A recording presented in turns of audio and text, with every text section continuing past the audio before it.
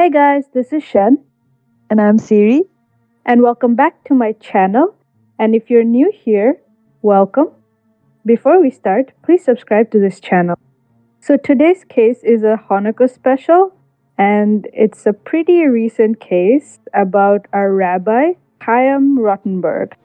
On December 28, 2019, seventh night of Hanukkah, Rabbi Chaim Rottenberg invited about 100 people to his home to watch him light the candles and to celebrate a Hanukkah party in Monsey, Rockland County, New York. Around 10 p.m., a man named Grafton Thomas, his face covered by a scarf, entered the house and immediately started stabbing people. About 5 people were injured, one suffered a skull fracture and was unconscious and in critical condition. There was a 72-year-old man who was in coma for 59 days and passed away in March 2020. Rottenberg's son was also injured. The guests fought back, hitting Thomas with chairs and a small table, and the attack lasted about 2 minutes. Thomas fled the house and then tried to enter a synagogue next door, Congregation Netzek Yisroel, but the door was locked to prevent Thomas from entering. Okay, I don't remember you if you said Kaim was stabbed or not. He wasn't, right? It doesn't say, but I don't think he was stabbed. It's just people in his um house, people got stabbed. And his son as well, right? Yeah, This man must feel so brave stabbing a 72-year-old man. No, I don't understand this weird religious hate people have just going to church and mosques and what's it called? Synagogues to just I don't know, hurt people. What does that even achieve? It's so weird. He had 100 people at his house. That must be a big house. That's a lot of people. Or like they do have big backyards actually. true. That's like early Corona. Yeah, but this happened in December 2019, right? Yeah, There was no corona. Well, we weren't scared. It started in March actually, because I remember like I had to stop going to work. It started in Nepal in March. I think it did go to US earlier than us, so it must have started there in February. Thomas then fled the scene in a car, and one witness managed to get his number plate and reported it to the police. The police then caught him around 11:45 p.m. in Harlem and arrested him after midnight. He was apparently found with blood on his clothes and smelled strongly of bleach. The New York police handed him to Ramapo police and then they took him back to Monsey. When did the stabbing happen? At what time? It happened around 10 p.m. He was caught pretty soon. Like I thought this thing happened like when I think of gatherings, I think like broad daylight. Yeah, it was nighttime. Thomas has previously been arrested at least 7 times since 2001, which includes assault, resisting arrest, killing or injuring a police animal, driving under the influence, possessing controlled substances, and menacing a police or peace officer. He was jailed briefly in 2013 for possession of a controlled substance. Another previous arrest was for punching a police horse. He was also charged in 2018 for weapon possession, endangerment, and menacing a police. This dude must be mentally ill, right? Because who goes on and punches a horse? Hold that thought. Investigators later found his journal expressing his anti Semitic views, including material about Adolf Hitler, Nazi culture, and drawings of a Star of David and a swastika. Isn't he black? You figured that out? Or did you read it? Well, the news had it. Yeah, I didn't want to tell you what race he is because it sounded very interesting. It does, because it's like a black Nazi. Yeah, Uh, I didn't know those existed, but here we are. I didn't either. It's very surprising. The news had it so like plastered like African American guy did this, making people hear this. It's just a person did a wrong thing, not really. It doesn't matter their race. Hmm. The 100 people that were invited to Rabbi Chaim's house, were they all, what were they? Were they all also rabbis? Are they just other Jewish families? There were a mixture of Jewish families and some are rabbis. Authorities said that his journals also included reference to a fringe religious movement, Black Hebrew Israelites, which is identified as a link to anti Semitism, with Thomas stating that Hebrew Israelites have taken from Ebenoid Israelites. But I don't know what it means though. Ebenoid Israelites, I think black Israelis. The day before the attack, he looked up articles on New York City increases police presence in Jewish neighborhoods. He also searched for why did Hitler hate the Jews, German Jewish temples near me, Zionist temples in Elizabeth, New Jersey, and in Staten Island, New York. Thomas was also a suspect for stabbing another Jewish man on his way to early prayer service at 5:30 a.m. on November 20, 2019. The man was critically injured. Thomas's lawyer issued a statement on behalf of his family claiming Thomas did not belong to any hate groups. Are they serious? I don't think they know their own family member. I don't think so either. Or it's to save face. But just what is the point? Like, there are hundreds of witnesses to your family member stabbing people. How can you even defend someone? What face? Like, you're ruining your own reputation by just defending this person in any way whatsoever. True. Thomas had a long history of serious mental illness. He had been diagnosed with paranoid schizophrenia in 2018 when he underwent a psychiatric evaluation at the Orange County Medical Center after being arrested for confronting a police officer with a knife. So, you know how I usually think that whenever a lot of mass murderers or serial killers, when they get caught, their defense is always insanity, Yeah, which has not been mentioned, like, earlier on in their life. It's just their defense becomes insanity, and then they get a lot of psychiatrists to testify that they are actually crazy. Well, they probably are crazy to have done all those crimes, but it just shows up later on. This dude's schizophrenia, paranoid schizophrenia, has shown up a year ago, like right a year before the stabbing. So I believe it more, I guess. yeah. But he has started his aggressive behavior from 2001.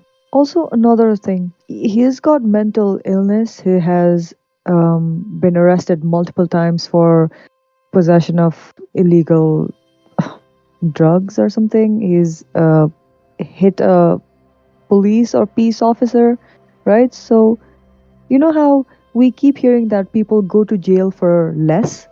Yeah, They go to jail for like possession of like a little bit of weed or something. How was this dude roaming free? Like, how did he get away so easily, even after committing multiple offenses? I feel like he's probably rich, or was rich, or is rich, could be rich, Hmm. because it's very rare for especially African Americans to be off the hook just like that.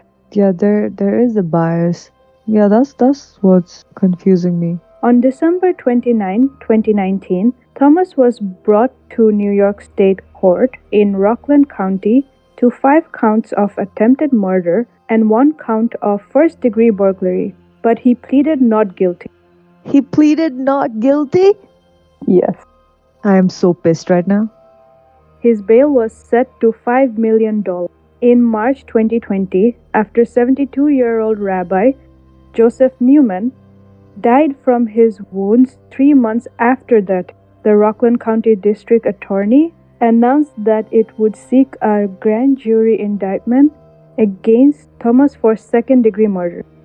Separately, on December 30, 2019, the United States Attorney for the South District of New York filed a criminal complaint charging Thomas with 5 counts of obstruction of free exercise of religious beliefs involving an attempt to kill and use of dangerous weapons, and resulting in bodily injury, a federal hate crime. He was indicted by a federal grand jury on the charge.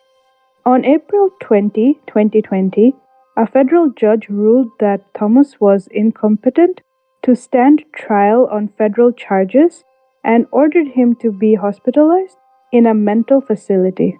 So he doesn't go to prison.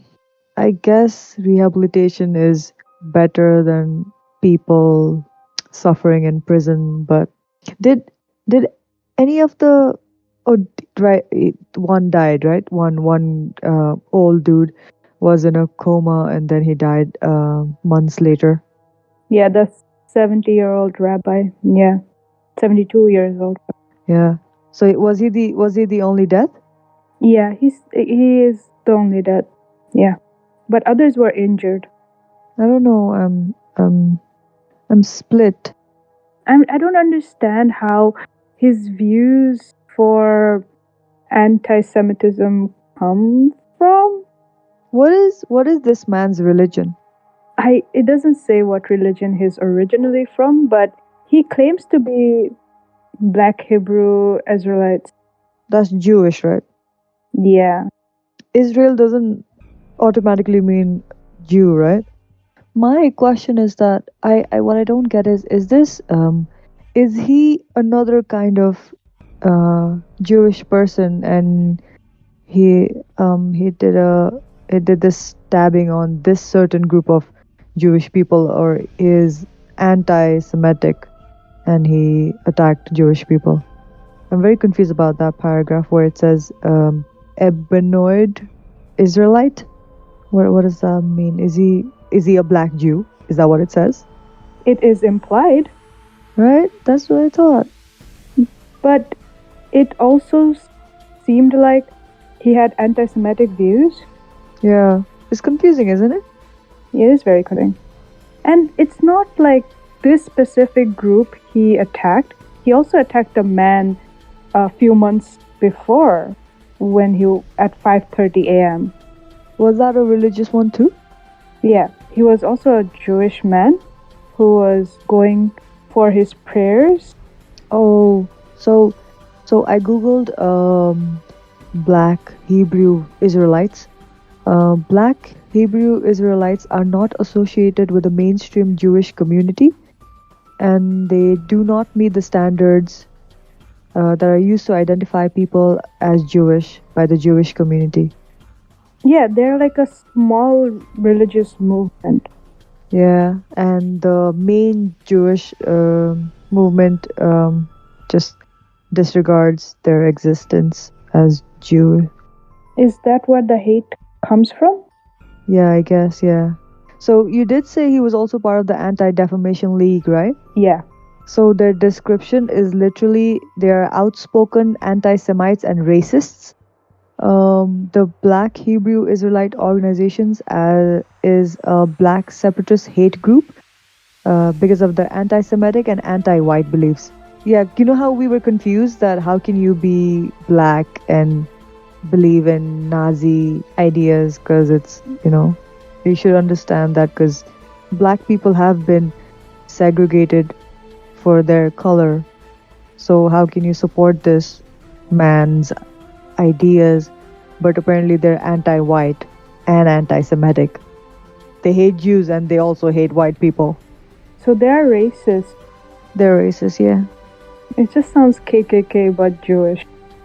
One of the members of the KKK literally said they're the black counterparts of us. That's what he said. The KKK. They're the black KKK. I feel like now, okay, after you explained it, what they are.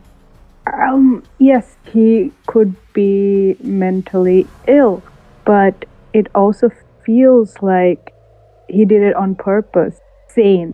Yeah. Doesn't it sound premeditated? And then if it's premeditated, it's a different degree of crime.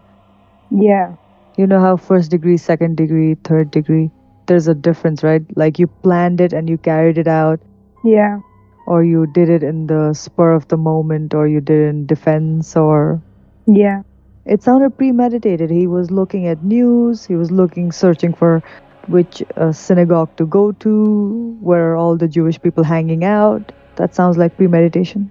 yeah. I don't think he should have been sent to mental institute. I think he should have been jailed. You know what? I think it's better that he was sent to a mental asylum. I think they're like the restrictions are almost the same. You can't go anywhere else, but the people there are more capable of handling such people. Yeah. So I wanted to say, what are the symptoms of schizophrenia? Hallucinations, you hear voices, delusions, disorganized thinking, and other symptoms can also include social withdrawal, decreased emotional expression, and apathy. But it seemed like a specific one, like paranoid schizophrenia. It's the same. Thank you so much for watching and listening to this video. And thank you for joining us. If you like this drawing and you want to see the finished piece, please check out my Instagram. If you enjoyed this video, please give it a thumbs up. Comment down below which true crime or supernatural case you would like to see next, or if you have a story of your own you would like to share, you can send them to me to my email or my Instagram. Or on our subreddit. All the links will be in the description down below. Subscribe for more videos like this, and if you're already subscribed, please click the bell to be notified in the future. Thank you. Bye. Bye bye.